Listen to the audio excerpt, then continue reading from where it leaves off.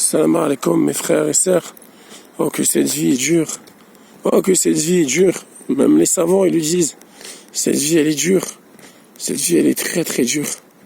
On cherche la constance, on cherche à être aimé auprès d'Allah.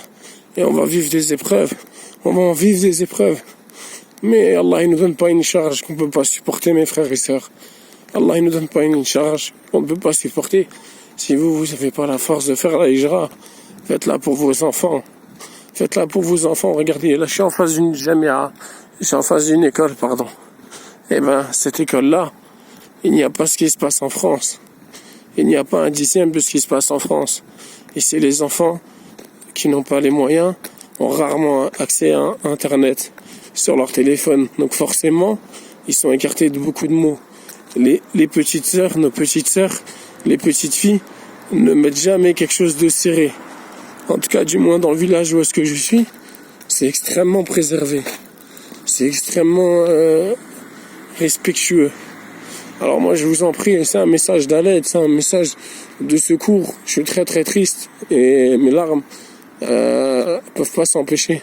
On va vivre des épreuves, que ce soit en France, que ce soit dans un pays en Occident, que ce soit les États-Unis.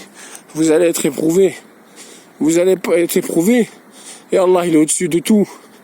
C'est Allah qui accorde la guérison. Que vous soyez soigné dans le meilleur hôpital à Paris, que ce soit dans le 15e, dans le 16e, peu importe, à Neuilly-sur-Seine, peu importe. Si Allah, il a décrété que ça serait vos derniers instants, et ça sera vos derniers instants, peu importe que vous ayez les moyens pour vous soigner.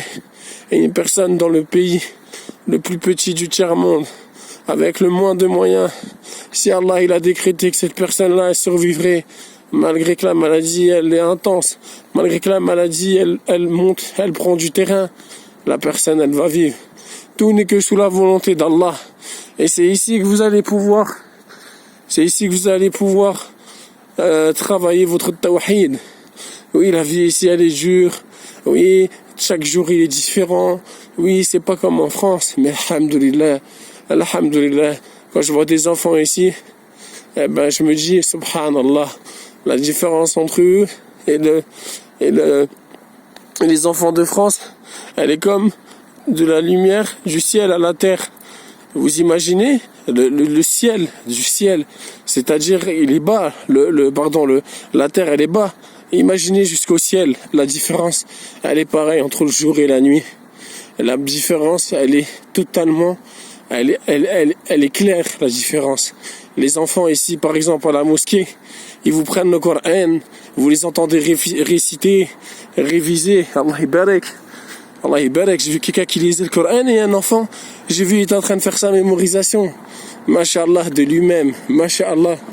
Allah ibarak. Qu'Allah il préserve les enfants. Qu'Allah il préserve nos enfants.